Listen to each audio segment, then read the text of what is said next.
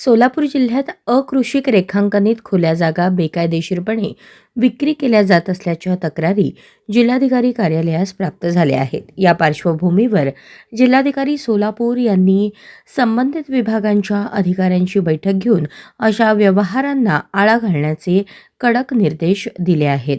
जिल्हाधिकाऱ्यांनी स्पष्ट केले की मंजूर रेखांकनातील ओपन स्पेसची कोणतीही खरेदी विक्री कायदेशीर नाही.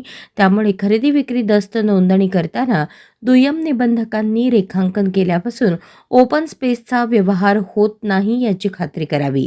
तसेच तलाठी व नगरभूमापन अधिकाऱ्यांनीही अशा नोंदी घेताना काळजी घ्यावी. जर ओपन स्पेसचे बेकायदेशीर व्यवहार आढळले तर त्या नोंदी रद्द करण्यात येतील आणि संबंधितांवर गुन्हे दाखल केले जातील असा इशारा देण्यात आला आहे. या तक्रारींची चौकशी करण्यासाठी निवासी उपजिल्हाधिकाऱ्यांच्या अध्यक्षतेखाली जिल्हास्तरीय चौकशी समिती स्थापन करण्यात आली आहे. दरम्यान नागरिकांनी ओपन स्पेसच्या बेकायदेशीर खरेदी विक्रीबाबत तक्रारी असल्यास तहसीलदार महसूल जिल्हाधिकारी कार्यालय सोलापूर येथे तक्रारी नोंदवाव्यात असे आवाहन जिल्हाधिकाऱ्यांनी केले आहे.